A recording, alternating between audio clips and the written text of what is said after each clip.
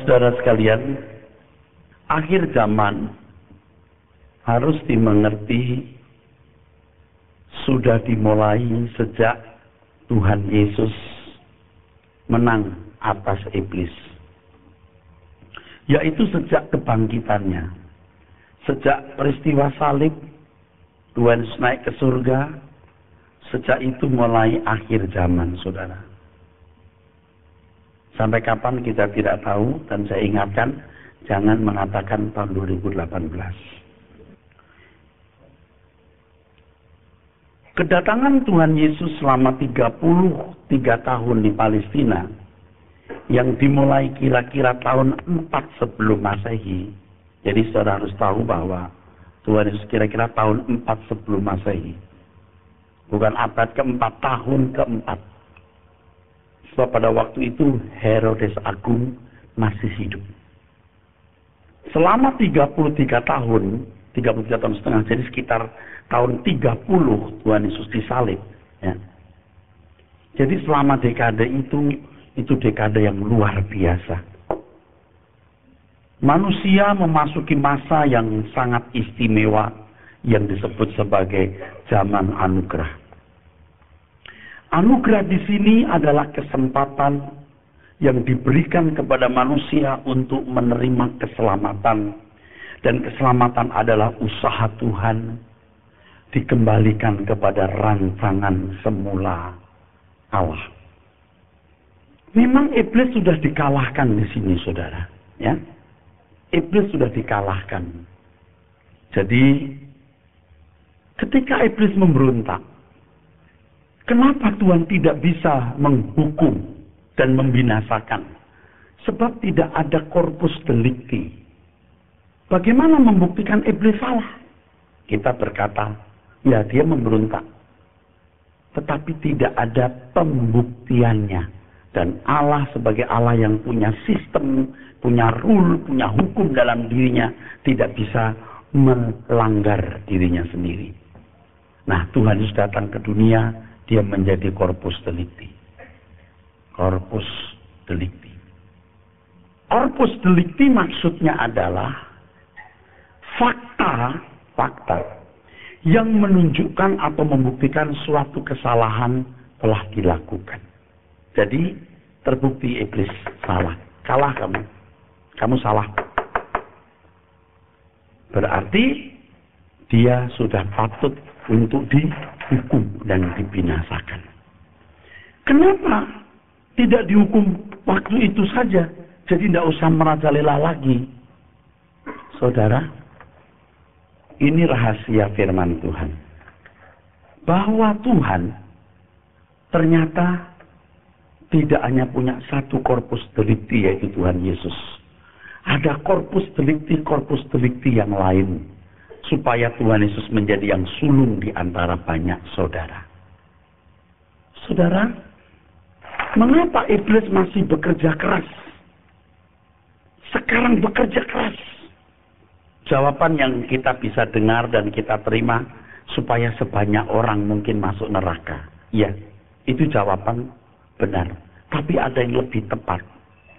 Kenapa iblis masih bekerja keras? Sebab di dalam Wahyu pasal 6 ayat 11 dibaca. Wahyu dulu pasal 6 ayat 11. Ini masih Wahyu, ya saudaraku. Ini salah satu kuda. Nanti ada pernyataan ini, baca Wahyu 6 ayat 11. Dan kepada mereka masing-masing diberikan sehelai jubah putih.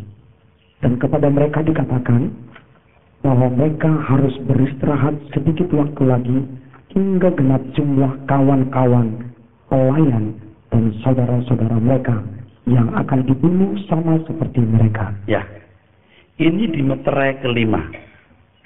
Jadi harus ada jumlah bilangan yang genap. Pelayan-pelayan. Nah, di sini mulai terungkap 2 Petrus pasal 3 yang mengatakan bahwa kamu mempercepat kedatangan Tuhan. Loh, kok manusia bisa mempercepat kedatangan Tuhan? Apa pasalnya? Ternyata saudara, ingat di dalam Wahyu pasal 12 ayat yang ke-7, 8 sampai ayat yang ke-11 saya kira. Bahwa yang bisa mengalahkan iblis itu darah domba. Betul? Dan kesaksian hidup orang yang tidak menyayangkan nyawa. Orang-orang yang tadi dibacakan orang-orang yang tidak menyayangkan nyawa. Ini sudah menang. Tuhan itu sudah menang. Betul. Tetapi masih ada lagi yang harus menang. Corpus delicti lainnya. Untuk apa? Jumlahnya harus genap. Sebab mereka akan menjadi pelayan-pelayan dalam kerajaan Allah.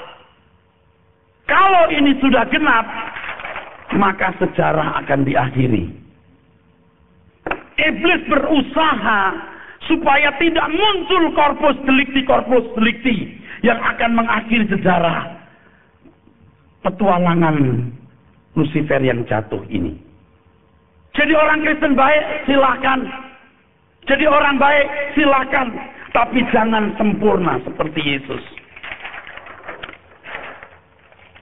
Sebab kalau jumlah genap, orang-orang disempurnakan, maka sejarah petualangan iblis diakhiri. Saudara yang mungkin baru mendengar, masih bingung. Tapi yang sering mendengar penjelasan saya mengenai corpus delicti, tidak heran. Oleh darah Yesus, betul, sudah. Ini darah Yesus. Ini Tuhan Yesus, darah Yesus. Ini darah Tuhan Yesus. Tapi juga ada yang lain. Ini jumlahnya harus genap.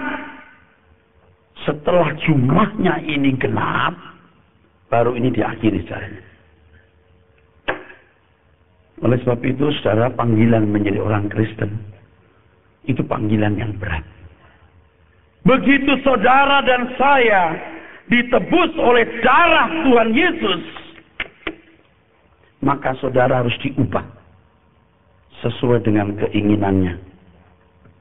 Iblis tidak bisa memaksa orang berbuat jahat. Ini orang di luar Kristus, di luar Kristen. Seperti Kain. Dalam Kejadian 4 ayat ke-7, dia bisa menghindari praktek pembunuhan itu.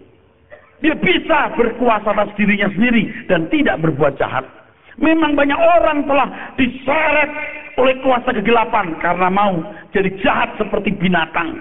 Tapi di dunia ini banyak orang baik-baik, yang sangat baik, yang tidak membenci musuhnya, yang mengasihi musuhnya, yang tidak balas dendam. Dan ada agama-agama yang mengajarkan begitu. Tetapi mereka tidak bisa dibentuk untuk menjadi seperti Bapa di surga. Sampai ketika Tuhan Yesus datang, dia menebus, dia berhak membentuk kita. Bukan menjadi baik, menjadi sempurna karena kita jadi corpus delicti. Supaya kita bisa memerintah bersama dengan Tuhan Yesus dan dimuliakan bersama dengan Tuhan Yesus. Nah, di zaman anugerah ini, saudaraku, yang dimulai tahun 30 Masehi ini, saudara, ini terjadi peperangan yang hebat. Ini jadi peperangan yang hebat, saudaraku sekalian. Peperangan antara kuasa kegelapan dengan orang-orang yang mau menjadi corpus delicti. Kalau cuma jadi orang baik, iblis tidak terlalu mempersoalkan. Maka iblis tidak membuat saudara sulit ke gereja, jadi aktivis, bahkan jadi pendeta.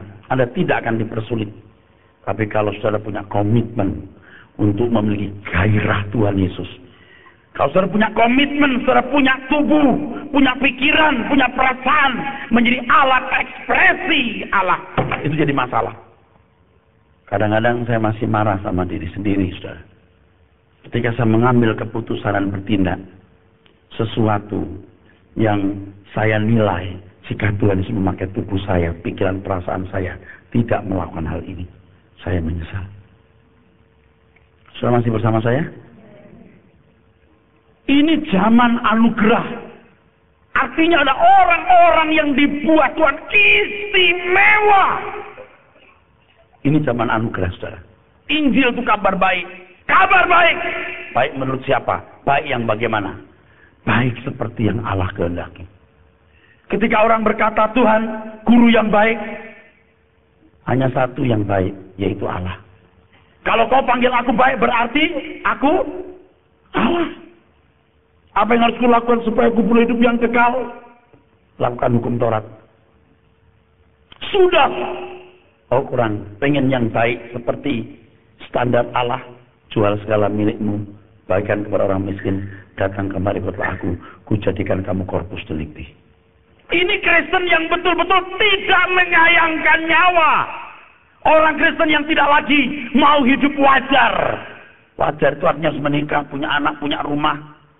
Tidak harus punya, boleh untuk kemuliaan Allah. Tidak punya juga tidak apa-apa untuk kemuliaan Allah. Nah, yang begini tidak tahu berapa banyak yang mau. Saudara kalau tidak mau rugi, saudara. Kita cuma sekali hidup di dunia. Nah, di zaman anugerah ini, Tuhan lebih mengutamakan menciptakan corpus delicti. Tolong diingat, tolong dicatat. Tuhan lebih senang mencari ini. Jangan sibuk ngurusin ini. Gak sibuk ngurusin yang lain. Kenapa saya mengatakan begini? Sebab Tuhan akan membuka meterai. Dan itu merupakan pergolakan dunia. Yang membuat dunia tidak boleh jadi nyaman dihuni. Itu goncangan. Yang membuat dunia tidak menjadi tempat nyaman untuk dihuni. Di Matius pasal 24 ayat 6 sampai 8. Yaitu Tuhan memberikan tanda-tanda zaman. Tidak perlu saudara catat karena agama lain pun juga ada yang mencontoh begini. Udah mau kiamat ini katanya. Lalu apa kalau mau kiamat? Ya ini lihat ada gempa, banjir, tsunami. Kalau pendeta khotbah akhir zaman cuma memberi tanda-tanda begitu. Tetangga kita sebelah juga khotbah yang sama, ngerti nggak? Sedih saya. Alkitab mengatakan bahwa itu baru permulaan penderitaan menjelang zaman baru. Ada nggak orang punya kitab nulis begini? Hanya Tuhan Yesus yang bisa mengatakan karena Dia yang mempunyai kerajaan itu. Pergolakan yang disebut dalam Mazmur 24 itu ya, berbagai goncangan dalam berbagai sektor bidang kehidupan. Ekonomi, politik, moral, ekosistem bumi, dan lain sebagainya. Ya. Jadi dunia ini, saudara, seperti kapal Titanic yang sudah bocor dan nunggu tenggelamnya. Memang nggak langsung blek, saudara, tapi terus degradasi. Terus. Selama ini banyak pihak berusaha, bahkan dengan segala doa, agar dunia mengalami masa-masa tenang, damai, yang disebut pemulihan, transformasi, dan lain-lain. Itu bukan pengajaran yang dari hati Tuhan. Masa Pak? Waktu akan membuktikan. Tapi jangan ngomong gitu Pak, ada yang tersinggung. Kalau dia tersinggung berarti dia salah.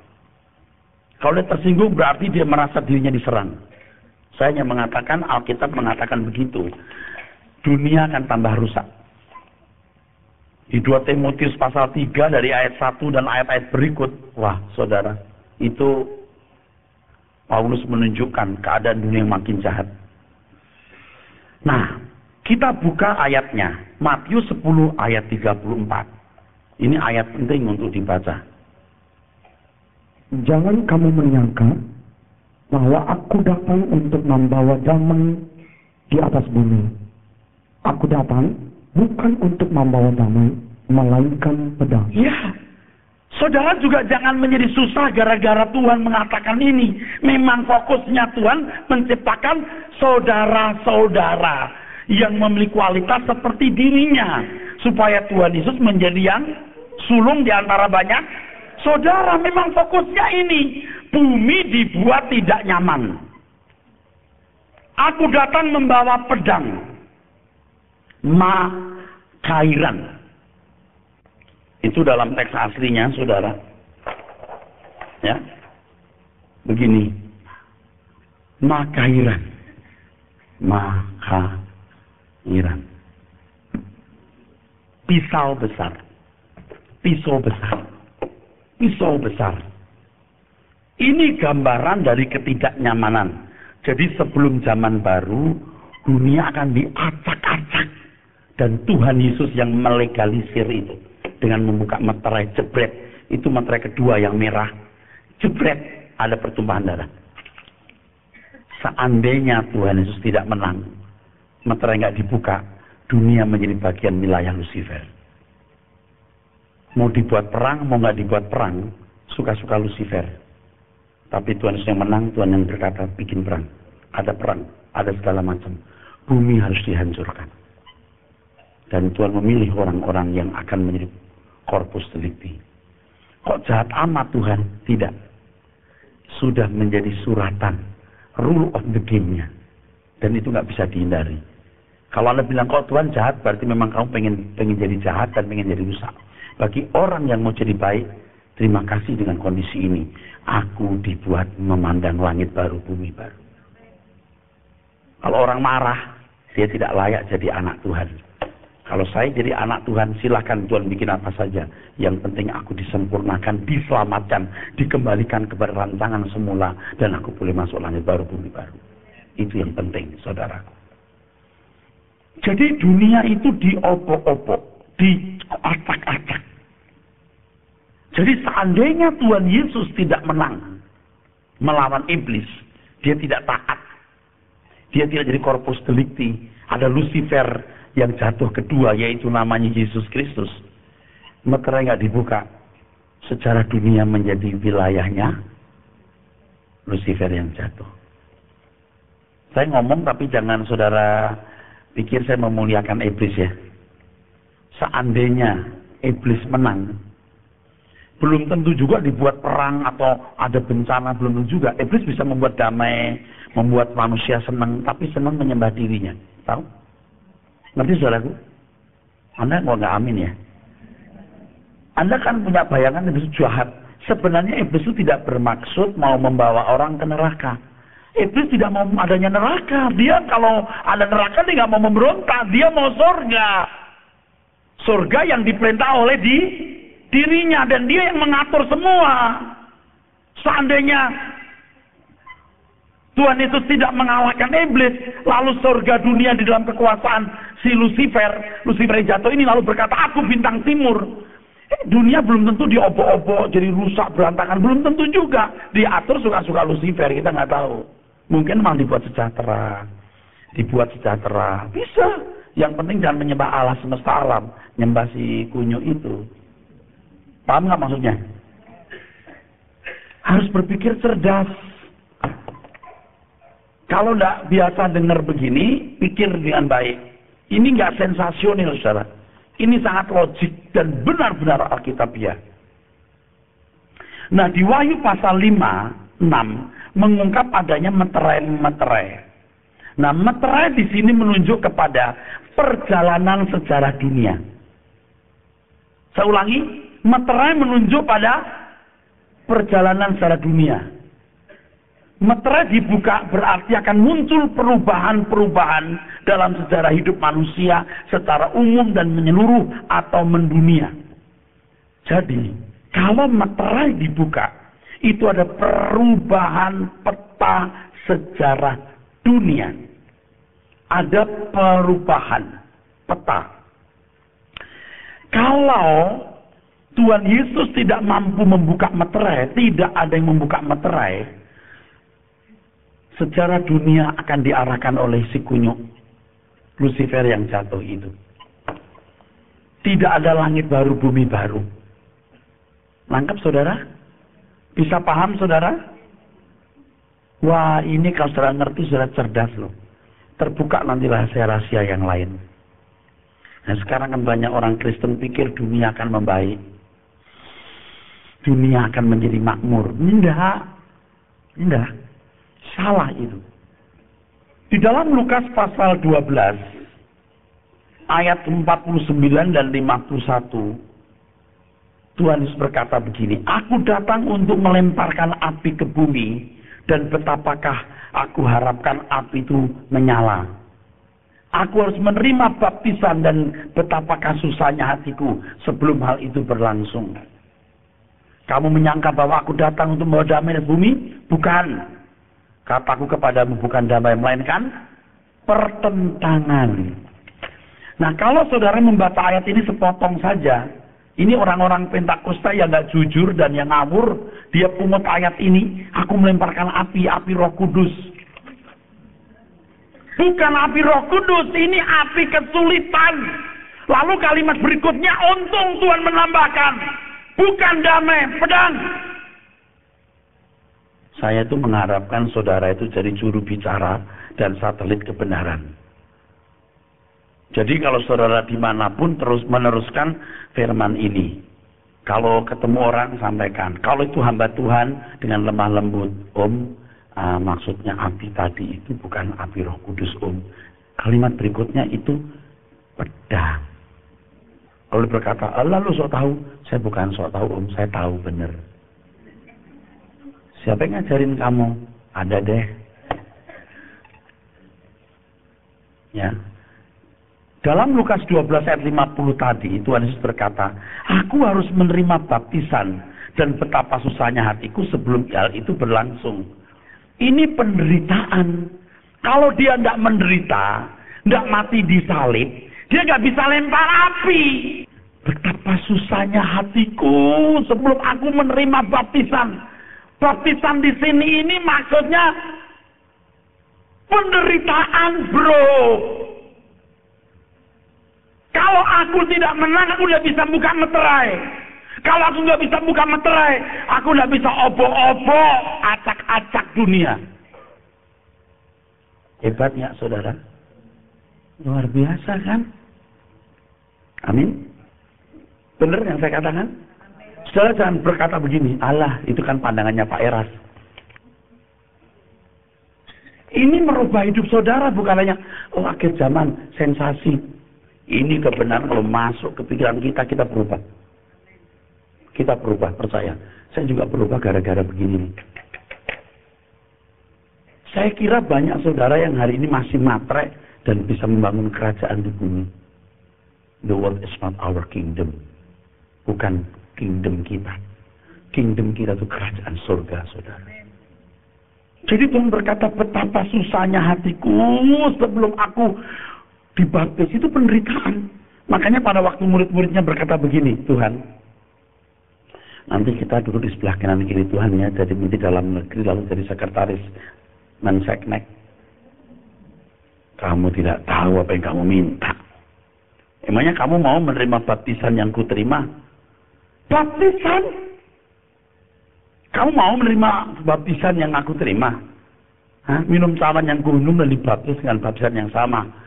Itu bukan baptisan celup percik, itu penderitaan, saudara. Kamu mau duduk di sebelah kanan kiriku, boleh menderita dulu. Menderita dulu. Nah, dalam Wahyu pasal 5 ayat 1-5 disaksikan bahwa tidak ada seorang pun yang dapat membuka meterai pada gulungan kitab. Gulungan di sini dalam teks aslinya adalah Biblion Gegramenon. Gulungan yang berisi tulisan. Kalau dalam zaman sekarang itu kayak buku. Kalau dulu kan gulungan, saudara. Dan ada tali yang menyegel. 1, 2, 3 seperti segel. Jadi nggak bisa dibuka kalau segelnya nggak dilepas. Dan rupanya tidak ada yang bisa buka. Jadi nggak tahu isinya. Kitab Wahyu itu sudah saya kasih tahu di pertemuan pertama, itu berisi simbol-simbol. Betul? Jangan Anda bayangkan itu kitab. Ini cuma simbol, harus melihat maknanya. Artinya sejarah dunia bisa diubah kalau Tuhan menang. Nah, gambarannya segel, gitu saudara. Jadi jelaslah bahwa goncangan-goncangan atau pergolakan-pergolakan atas dunia ini mengubah jalannya sejarah dunia. Dan itu bisa terjadi kalau Tuhan Yesus menyelesaikan tugas kemesiasannya. Adapun kuda-kuda yang dilihat oleh Yohanes dalam penglihatan di Patmos menunjuk bentuk perubahan. bentuk gerakan-gerakan yang akan mengisi sejarah baru dunia ini sebelum dunia diakhiri.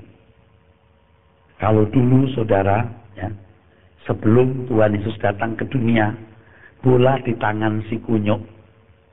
Tapi begitu Tuhan Yesus menang, dia taat sampai mati di kayu salib, dia bangkit.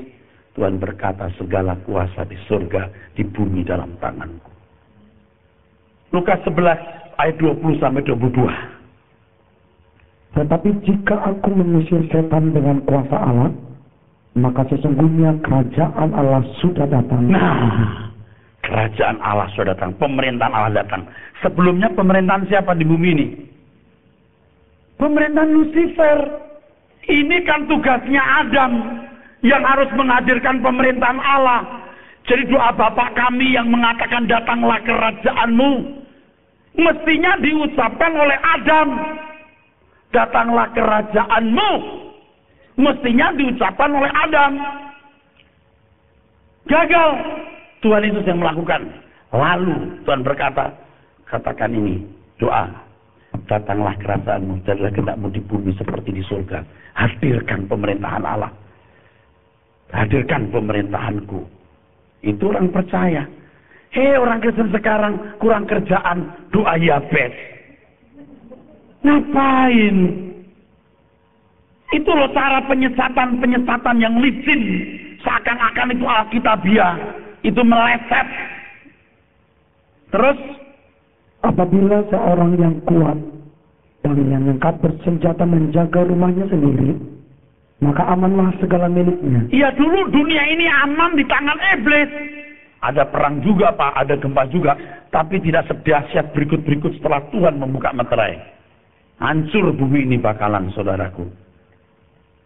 Kita tuh tidak bisa menipu kenyataan nuklir yang siap meluncur. Kalau nggak meluncur, error, bocor. Selamat jalan, saudara. Dunia ini nggak bertambah baik. Belum energi bumi makin berkurang, lapisan ozon menipis, global warming, ya saudara. Mana pernah tenang sih? Pelajaran perang Korea Selatan adalah Amerika. Sudah diingatkan oleh Korea Utara, jangan sombong, jangan unjuk senjata. Kalau kalian begitu nanti kami perangi loh, gitu loh, diancam gitu. Tapi belum perang juga, lama-lama jadi loh. Sekarang Suriah lagi. Belum di belakangnya Iran. Rupanya Rusia dan Cina di belakang mereka juga. Udah. Ini belum Palestina Israel, belum selesai. Palestina nekat membuat negara merdeka. Mana mungkin Israel menyerahkan Yerusalem yang mereka banggakan sebagai kota simbol kesatuan bangsa Yahudi. Wah, saudara. Orang Yahudi mana diem. Mereka masih bercita-cita membangun bait Allah yang diruntuhkan oleh Jenderal Titus tahun 70. Nggak akan pernah tenang dunia ini, saudara. Ini belum kelompok-kelompok militan anti-Amerika yang tidak segan-segan meledakkan badan untuk membunuh musuh-musuhnya. Udah tahu gejala dunia seperti ini kok masih mau mimpi dunia jadi kerajaan, saudara. Dulu bisa dibuat tenang sama Lucifer, karena Lucifer mau memerintah. Sekarang yang lebih kuat merebut dia. Merebut. Jadi permainan sekarang harus di tangan Tuhan, bukan di tangan Lucifer yang jatuh itu. Terus. Tetapi jika seorang yang lebih kuat daripadanya menyerang dan mengalahkannya, maka orang itu akan merampas perlengkapan senjata yang diandalkannya dan akan membagi-bagikan rampasannya. Nah, ini menunjuk bahwa Tuhan Yesus yang menguasai bumi, lalu Tuhan yang mengatur permainan. Jadi kuda-kuda yang kemudian kita lihat di dalam Wahyu pasal 6, itu nanti akan menunjuk bentuk-bentuk pergolakan yang akan terjadi di bumi. Pergolakan-pergolakan tersebut akan merubah dan mempengaruhi dunia secara berkesinambungan. Yaitu sejak Yohanes melihat penglihatan tersebut sampai Tuhan Yesus datang kembali. Jadi jangan saudara, tolong jangan saudara pikir begini, kuda putih, merah, seperti urut-urutan. Terus setelah putih ini merah, merah, hitam. Setelah putih selesai, muncul merah, merah selesai, muncul hitam. Putih ini terus berlanjut, merah berlanjut terus, hitam berlanjut terus, berlanjut terus. Fakta-fakta itu akan terjadi. Nah, sekarang kita mulai dengan putih. Wahyu pasal 6 ayat 2. Dan aku melihat sesungguhnya ada seekor kuda putih dan orang yang menungganginya memegang sebuah panah dan kepadanya dikaruniakan sebuah mahkota. Lalu ia maju sebagai pemenang untuk merebut kemenangan. Betul? Betul ya?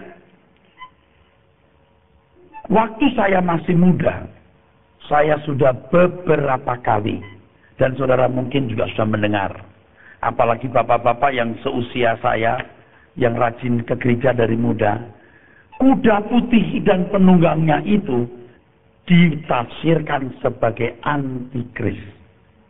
Itu salah. Saya sudah beritahu kepada saudara, warna putih tidak akan pernah bicara soal kejahatan. Ya pura-pura, Pak. Tidak ada kata pura-pura di situ.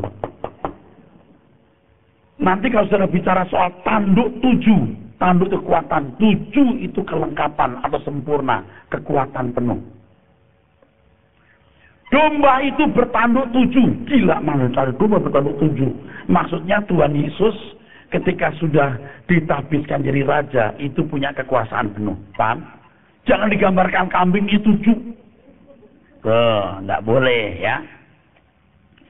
Kuda putih muncul dengan penunggangnya yang membawa anak panah. Itu teks kita ya.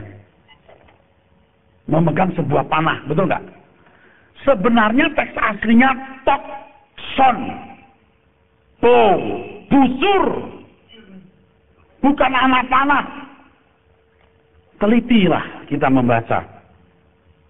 Maksudnya ini Pak. Tokson. Yang lebih diterjemahkan sebagai apa? Busur. Yang mengendarai dikaruniai mahkota. Nah, mahkota itu ada 2 jenis. Mahkota ada 2 jenis. Yang pertama, mahkota itu Stefanos. Stefanus itu dari Stefanus. Ya. Jadi kalau punya alamat Stefan bagus, saudara. Yang kedua Dema.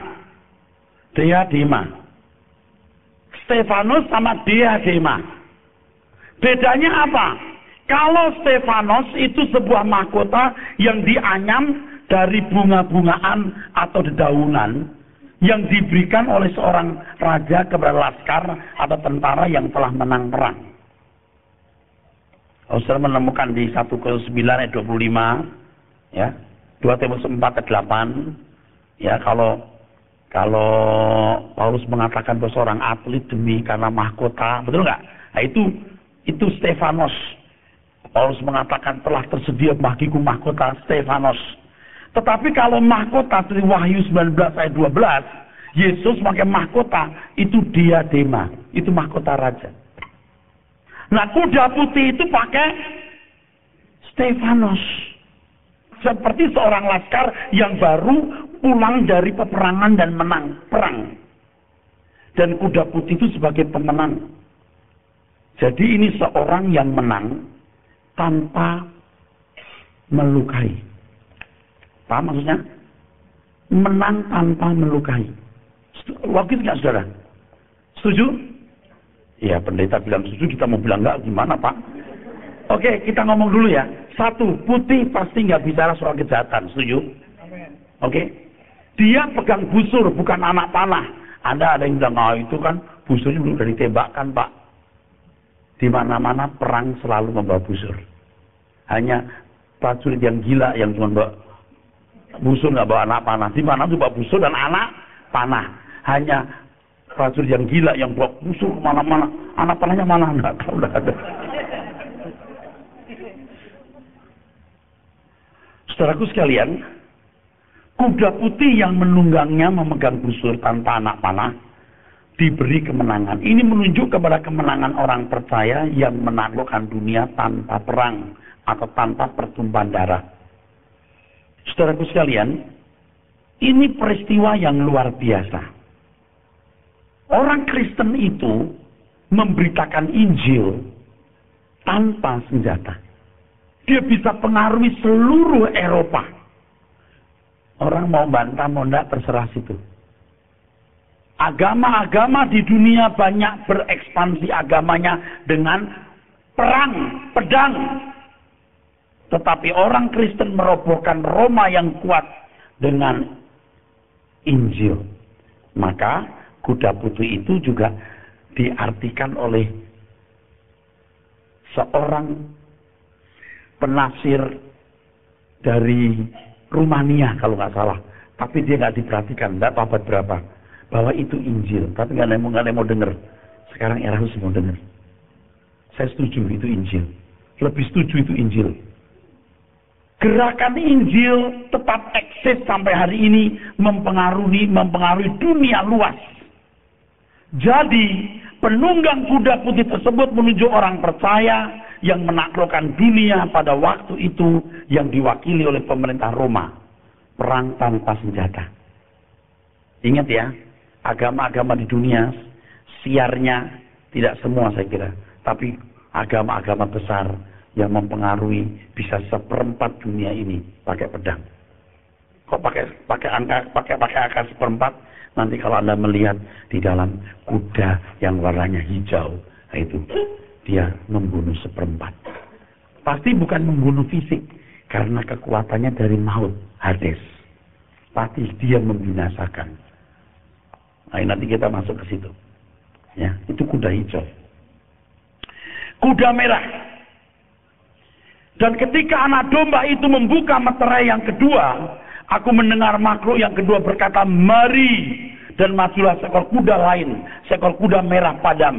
Dan orang yang menungganginya dikaruniakan kuasa untuk mengambil damai sejahtera di atas bumi, sehingga mereka saling membunuh, dan kepadanya dikaruniakan sebilah pedang yang besar. Nah, dikasih makairan, pedang besar. Warna merah biasanya menunjuk kepada peperangan. Merah adalah warna api, dalam bahasa Yunani pir. Merah padam, piros. Ada permainan kata di situ, saudaraku. Merah menunjuk warna darah. Hal ini menunjuk kenyataan adanya krisis keamanan atau krisis politik. Peta dunia akan berubah sejak Yesus disalib. Amin. Begitu banyak agama, begitu banyak filsafat, kekristenan merambah, bisa menang. Seluruh Eropa dikristenkan. Setuju? Itu menang. Dunia diubah itu warnanya oleh Injil. Setuju? Yang kedua diubah oleh peperangan. Kalau saudara membaca sejarah dunia, perpecahan bangsa, perubahan pemerintahan karena perang. Setuju saudara? Perang. Ini yang tadi saya sudah sebutkan, Tuhan datang membawa pedang, saudaraku. Jadi kalau Tuhan Yesus tidak menang, maka bumi belum tentu mengalami keadaan seperti ini. Bisa saja bumi terpelihara dengan baik, dilestarikan keadaannya untuk menjadi bagian wilayah pemerintahan Lucifer yang jatuh. Pertumpahan darah akibat peperangan atau pertikaian sudah dimulai sejak perebutan kekuasaan yang mengakibatkan kekaisaran Romawi yang kokoh itu hancur. Pertikaian, pengkhianatan, dan pembunuhan secara keji berlangsung merebut atau perebutan tampuk kekuasaan kursi kekaisaran Roma sampai hari ini. Nah, kalau Bapak Ibu membaca Sakaria pasal 1 ayat 8 sampai 11, Bapak Ibu bisa membaca mengenai kuda-kuda juga. Tapi jangan kita baca waktunya habis, karena masih banyak kuda belum muncul. Nah, kuda-kuda di Sakaria itu keluar keliling-keliling dunia. Kuda-kuda ini keliling-keliling dunia, lalu pulang kembali. Dan ada suara, damai, damai. Nggak ada yang bisa buka meterai. Damai, damai. Nanti dibaca. Kuda yang berwarna-warni itu juga keliling-keliling dunia. Lalu balik lagi. Dan ada suara, damai. Begitu Tuhan buka meterai, kudanya nggak baik lagi. Lepas, perang. Nggak ada damai. Diambil itu damai. Saya ulangi ya. Kalau orang pikirannya bengkok dan jahat, akan berkata, Tuhan kejem banget ya. Bikin dunia seperti ini. Inilah rule of the game. Kalau you mengasihi Tuhan, saudara berkata, inilah cara aku dipersiapkan masuk kerajaannya. Tergantung saudara mau dilihat dari sisi mana. Saya nggak peduli orang menilai apa terhadap Tuhan saya atau terhadap ajaran ini. Saya nggak peduli. Memang begitu. Benar. Memang begitu. Ya, jangan bikin begitu dong, damai-damai. Nggak bisa. Sebab yang dilawan itu Lucifer, Uyo yang jahat. Yang ditaklukkan oleh Tuhan Yesus. Dan kita orang percaya juga harus menaklukkan di corpus delicti. Nah, dunia digoncang begitu hebat. Masih nggak mau kapok, lu mau ngapain? Masih nggak mau bener, lu mau ngapain? Jadi sebelum Tuhan Yesus mengambil alih kekuasaan iblis atas dunia ini, luar biasa, suka-suka setan atur. Iblis bisa membuat bumi nyaman dihuni. Kalau bisa senyaman-nyamannya sampai manusia tidak membutuhkan Tuhan dan dunia lain. Saudara bisa lihat nggak sih? Tuhan seperti nggak kelihatan, betul? Setan pun seperti nggak kelihatan, nangkep? Tapi itu ada kekuatan besar ini yang luar biasa dahsyatnya bertempur. Mestinya nggak perlu begitu. Lucifer itu dengan malaikat-malaikat jahatnya yang memberontak. Satu sisi memang dunia menjadi tidak nyaman dan ini bisa dianggap kerugian. Tetapi sisi lain, dunia yang berkeadaan seperti ini membuat anak-anak Tuhan yang telah dibeli oleh darah Tuhan Yesus menjadi umat yang mempersiapkan diri menjadi sempurna untuk memerintah bersama dengan Dia di langit baru bumi baru. Dan fakta adanya pertikaian peperangan yang tidak pernah berhenti akan terus menerus. Kalau krisis politik ini nggak berakhir, kita nggak tahu jadi apa. Kalau Iran berkata, saya nggak mau jual minyak, mau gimana? Saya nggak mau jual minyak, padahal kebutuhan minyak Eropa datang dari sebagian besar dari Iran. Tuhan itu bisa mengeraskan hati orang yang mudah rusak. Seperti Firaun dikeraskan hatinya. Wah, ada pemimpin-pemimpin dunia yang dikeraskan hatinya. Anda ngerti nggak? Saddam Hussein. Lu nggak bisa bakal lawan Amerika, nggak bisa menang, betul? You buka negeri you, diobok-obok, diambil nuklirnya atau seandainya ada, ya maaf ya, dia masih jadi raja hebat, betul nggak? Gila itu, nggak mau ngalah, habis masuk got kayak tikus got sama dengan Libya, Gaddafi, udah dikeraskan hatinya. Ini ada negara-negara yang akan dikeraskan hatinya, yang membangkitkan kemarahan negara-negara lain, udah tambah nggak karu-karuan, saudara. Kemarin minyak sempat menembus 120 kan? Kita pengimpor minyak, udah tambah nggak karuan nih. Kita nggak bisa mengelola minyak kita sendiri, kita jual mentah, kita beli mateng. Kenapa nggak dari dulu kita mengelola minyak? Nah ini susah deh, saudara. Udah nggak bisa ngomong. Saya juga nggak mau menyalahkan pemerintah, karena kalau saya jadi pemerintah belum tentu bisa juga ngurusin. Jadi lebih baik kita diem aja dah. Kita sekarang masuk kuda hitam. Terlalu cepat nggak nih saudara? Udah merah, masuk. Yang pertama putih, betul? Siapa itu? Kekuatan Injil yang merubah dunia. Yang kedua, merah itu apa? Peperangan. Yang ketiga, hitam. Meterai yang ketiga.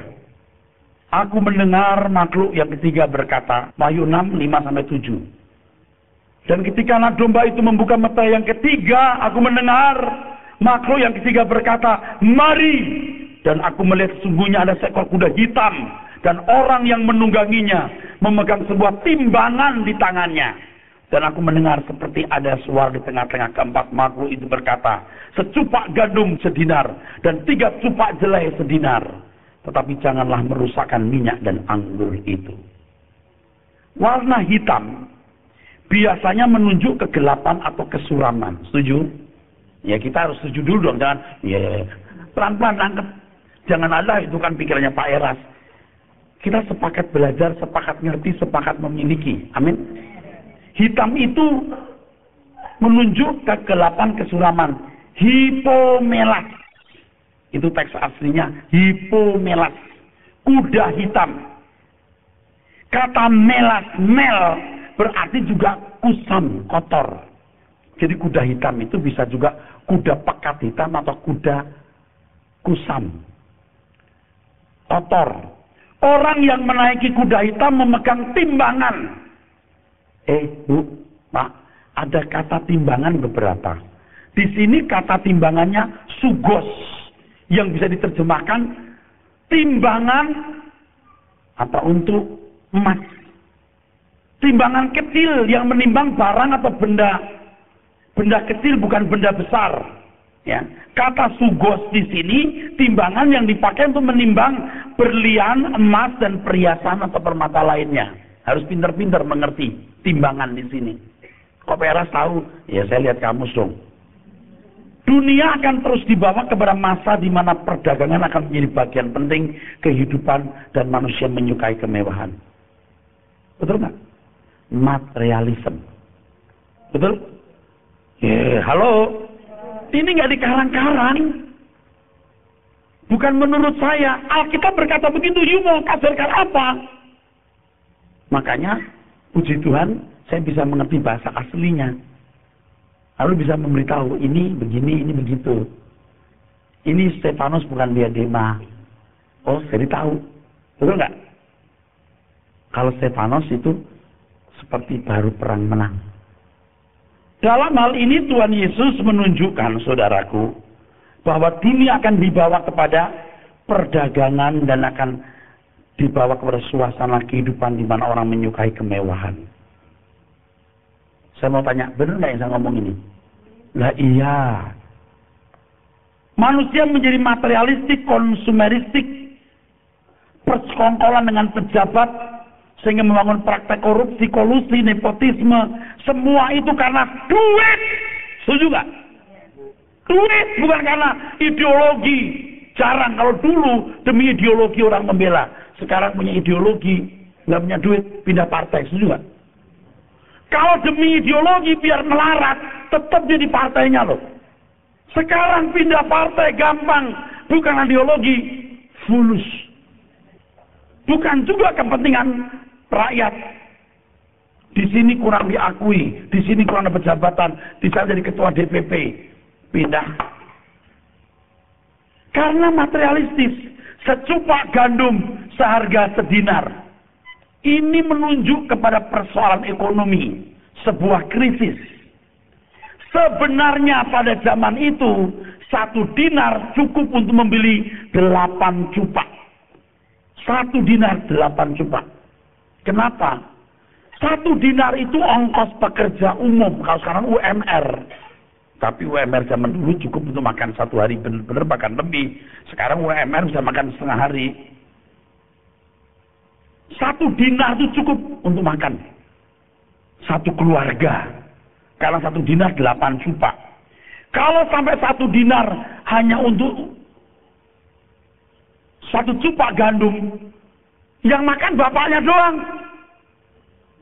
Dengan demikian dinyatakan melalui penglihatan ini bahwa krisis ekonomi akan eksis dalam kehidupan manusia dan tidak pernah berlalu sampai kedatangan Tuhan yang kedua kali. Nggak pernah kepikirkan kalau Amerika sampai ancur-ancuran, Federal Motor sampai tutup, betul nggak? Nggak pernah kepikirkan IBM ya, sampai tersyok-syok begitu. Lembaga keuangan dunia besar tahun lalu tutup. Nggak kepikirkan Eropa sampai bisa begini, ini belum krisis. Tapi kalau yang di Girika, Yunani, luar biasa krisisnya. Krisis?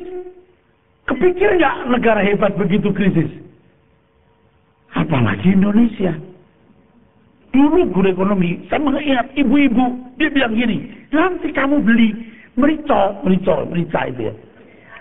5 perak jadi hitung. Sekarang bisa loh. Dulu saya bilang, ala lebay. Kira-kira gitu. Berlebihan itu ibu. Sekarang bisa dihitung loh. 5 perak, 1 butir loh. Dulu waktu ngomong, kita itu nganggap itu berlebihan. Hiperbola. Wah, saya masih ingat banget itu ibu ngomong begitu. Nanti beli merica, 5 perak. Jadi zaman dulu kan 5 ringgit atau berapa gitu. Bisa dihitung. Kok gitu. Sekarang bener loh. Dulu uang seringgit itu, aduh bisa buat beli makanan. Luar biasa sekarang. Uang 10.000 dikantongin juga rasa nggak punya duit loh sekarang. Jadi krisis ekonomi itu akan terjadi. 3 tupak jelai sedinar. Jelai itu makanan mutu rendah. Biasanya dipakai untuk makan hewan seperti kuda atau keledai. Sampai mahal. Jadi makanan manusia. Ini menunjuk keadaan ekonomi yang sulit. Maka jelai menjadi makanan golongan miskin dan harganya pun mahal. Menggambarkan sebuah inflasi yang sangat tinggi. Persoalan ekonomi di dalamnya termasuk kelaparan, ternyata masalah manusia yang terus berkesinambungan sampai hari ini, sampai Tuhan datang kembali. Dan selalu ada, saudara. Selalu ada. Tuhan nggak membuat dunia ini makmur. Percaya deh. Duh, Tuhan kok jahat amat? Enggak, biar aja. Saya juga biar aja. Yang penting orang Kristen jaga kesehatan supaya duitnya jangan ke rumah sakit. Minum air putih yang banyak. Murah meriah. Kalau di restoran nggak usah minum yang manis-manis.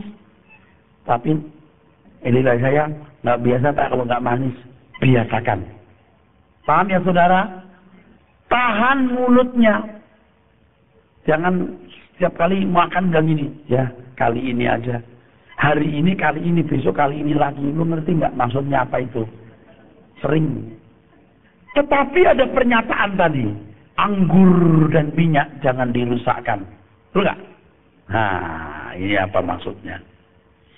Ada yang menafsirkan ini perjamuan kudus dan minyak urapan. Maaf, saya cuma mengatakan ada yang menafsirkan begitu. Ada lagi yang menafsirkan bahwa orang percaya tidak mengalami aniaya dan sengsara. Jadi anggur dan minyak itu menunjukkan orang percaya jangan menderita. Kemiskinan terjadi, tapi orang Kristen tidak menderita. Jangan amin. Minyak dan anggur itu bicara mengenai barang mahal yang dikonsumsi oleh kaum behem. Nah, walaupun bumi dilanda krisis, tetapi ada ekses orang-orang kaya. Di sini kita menemukan satu kalimat. Apa? Adanya kesenjangan sosial. Anda percaya yang saya katakan ini benar? Kalau ada gereja yang menafsirkan bahwa itu berarti orang Kristen tidak menderita, anggur dan minyak bicara soal orang Kristen yang tidak teraniaya. Ada lagi yang mengatakan itu minyak urapan dan perjamuan kudus. Silahkan. Tapi kalau saya mengatakan ini menunjukkan adanya kesenjangan sosial, kapitalisme. Sampai kapanpun selalu ada kesenjangan sosial. Setuju? Karena dunia tidak adil. Dunia tambah jahat. Kasih banyakkan orang jadi tawar. Maka yang terjadi, yang kaya makin kaya. Nih, minyak dan anggur tidak dirusak. Tuhan membiarkan adanya kesenjangan sosial. Di situ ada penampian. Orang-orang yang punya kesempatan kaya, jika dia mau sungguh-sungguh bertobat dan menjadi anak-anak Tuhan, dia jadi penopang untuk pekerjaan Tuhan. Kalau tidak, dia jadi wali kotanya kerajaan gelapan Lucifer. Nggak ada wali kota di sana ya, ini bercanda aja. Binasa dia. Itu kuda hitam. Terpaksa terakhir kuda hijau kuning. Dan ketika anak domba itu membuka meterai yang keempat, aku mendengar suara makhluk yang keempat berkata, "Mari!" Dan aku melihat sesungguhnya ada seekor kuda hijau kuning dan orang yang menungganginya bernama Maut. Gila, ini satu gila nih. Sampai namanya Maut, gila, Thanaton, kematian. Dan kerajaan Maut mengikutinya. Kerajaan Maut bukan hanya maut kematian fisik, Pak, kerajaan maut. Kalau sampai kerajaan maut ini bicara soal kebinasaan. Bukan soal kematian fisik doang. Ini bicara kematian kedua. Maut. Betul nggak? Dan kepada mereka diberikan kuasa atas seperempat dari bumi untuk membunuh dengan pedang dan dengan kelaparan dan sampar dan dengan binatang-binatang buas yang di bumi. Oke. Meterai keempat ini dibuka. Muncullah kuda yang diterjemahkan dalam bahasa kita hijau, apa itu? Hijau kuning. Dalam teks aslinya kloros. Kloros. Karena ini penting saya tulis dulu. Ada bahasa-bahasa Yunani yang kata-kata dalam bahasa Yunani yang tidak perlu saya tulis. Tapi kayak yang satu ini penting. Karena ini bahaya saya pakai merah. Kloros. Kloros. Kloros. Kloros ini lebih tepat diterjemahkan green. Kloros. Kloros. Kalau O ini bacanya panjang kloros. Kloros. Kalau ini diterjemahkan, ini omikron, ini omega. Ya. Kloros. Kalau ini dipindahkan sini kloros. Ini kloros. Ini Yunani kuno ya saudara. Jangan saudara nanti, Pak, saya punya teman orang Yunani, Bapak ngomong. Saya nggak bisa. Saya Yunani kuno itu pun Yunaninya pasif. Jadi saya nggak bisa pakai bahasa Yunani aktif. Saya pasif. Oke? Kloros. Yang lebih dekat diterjemahkan hijau. Tapi kloros itu punya pengertian pucat. Maka penterjemah kita itu pusing jadi hijau kuning. Saya bisa bayangin nih penerjemah kita hijau kuning. Tapi kalau saya boleh ngomong tau nggak apa? Hijau pucat. Maka Anda melihat kalau gerakan pakai hijau pucat, banyak hijau dong, tapi bukan hijau terang, hijau pucat. Ya, pinter banget Tuhan itu. Karena banyak orang senang warna hijau, tapi yang itu hijau pucat. Hebat banget loh Tuhan itu. Kloros. Hijaunya pasti pucat, hijau pucat. Nggak hijau terang. Hijau pucat. Sebuah gerakan yang membawa manusia kepada kematian atau maut, thanaton. Sangat besar kemungkinan maut di sini bukan kematian secara fisik, tapi kematian juga secara kekal, lautan api. Gerakan ini ditandai dengan hijau kuning atau apa tadi? Hijau pucat. Oke. Waktu dulu saya kan belum bisa bahasa Yunani dengan baik ya. Orang bilang hijau kuning, oh iya kuning, hijau kuning. Iya, ada hijau kuning, ada hijau kuning. Tapi saya bikin, kok hijau campur kuning gimana ya? Diam. Tapi setelah saya belajar bahasa Yunani ngerti, oh, ini pasti hijaunya hijau pucat. Gerakan membawa maut, pembunuhan dan teror. Terornya menggunakan pedang dan binatang buas. Nah ini hebatnya, kata pedang ini bukan makairan seperti Matius 10:34 tadi, tetapi rompaya, yaitu pedang panjang seperti pedang yang digunakan orang-orang Timur Tengah untuk berperang. Hebat nggak Alkitab? Luar biasa. Pedangnya itu pedang rompaya, pedang panjang. Hebat tuh. Hebat tuh Alkitab. Saya kagum bener. Kenapa nggak pedangnya orang Cina? Yang kayak babi itu, pedang babi. Kayak pedang panjang. Pedang panjang tahu ya? Iya itu luar biasa. Pedang panjang itu kenapa nggak makairan? Kenapa pakai kata ini? Rompaya. Seperti pedang yang digunakan orang-orang Timur Tengah untuk berperang. Terornya menggunakan binatang buas. Kata binatang bukan zon. Zoo. Ketika zon itu bahasa Yunani. Tetapi binatangnya itu adalah terion. Terion itu menunjuk kepada jenis binatang yang berbisa seperti ular, kalajengking, dan sejenisnya. Terion. Waduh, Alkitab itu cerdas. Saya kalau ini merinding. Kok pinter banget ya Alkitab. Terion. Terion ini bisa menunjuk sejenis virus yang ganas dan mematikan. Seperti antrak misalnya. Hal ini mungkin saja. Tentu karena teror-teror tersebut membuat dunia secara umum dan manusia secara individu menderita sampai tingkat kelaparan. Kelaparan bukan karena krisis ekonomi, tapi karena teror. Pak, ini bukan saya mau loh. Saya bukan ngarang loh. Saya bukan karena menskenario khotbah loh. Lah maunya gitu saya jelasin gitu. Kalau saya nggak bisa bahasa Yunani, saya udah selesai dari tadi itu. Khotbahnya gara-gara tahu jadi saya lari-lari ke sini. Ada terion lah. Kenapa nggak zoo? Tahu zoo ya? Binatang. Kok terion? Binatang berbisa. Kekuatan ini diberi kuasa oleh Tuhan untuk membunuh 1/4 penduduk bumi. Kok diberi kekuasaan ya? Wahyu pasal 13 ayat 7. Ternyata ada satu kekuatan yang diberi Tuhan kuasa. Dan kuasa itu bahkan mengalahkan orang kudus. Baca Pak. Dan ia diperkenankan untuk berperang melawan orang-orang kudus dan untuk mengalahkan mereka. Kalau baca ayat sebelumnya, ini kekuatan, satu gerakan. Sampai orang kudus pun kalah. Orang kudus ini menunjuk orang-orang Kristen.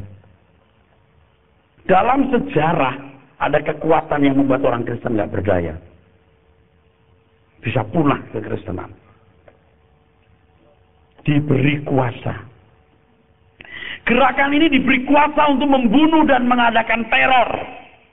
Tentu ini sebuah gerakan yang sangat kuat, sehingga bisa berdampak kepada 1/4 penduduk bumi. Pengaruhnya begitu hebat. Sampai 1/4 penduduk bumi. Dia bukan cuma 5%, 10%, itu kecil. 1/4, berarti kuat sekali gerakan ini. Ingat tadi, kalau kuda putih, panjang, betul nggak? Pengaruhnya, betul? Merah, perang panjang, betul? Hitam, kemiskinan, kesenjangan sosial, politik, ekonomi, panjang. Ini juga hijau ini, panjang. Semua panjang. Gerakan ini, saudaraku, akan eksis sampai Tuhan Yesus datang kembali. Nah, berikutnya soal aniaya, guncangan alam. Itu salah satu daripada materai. Begitu materai dibuka. Yang berikutnya, kelima, guncangan alam. Betul? Akan terjadi terus. Nah, sementara kuda-kuda sampai di sini dulu. Kita akan masuk ke pengangkatan dulu sampai nanti kita akan melanjutkan. Tapi minggu depan kita akan pengangkatan. Diharapkan minggu ini belum ada pengangkatan.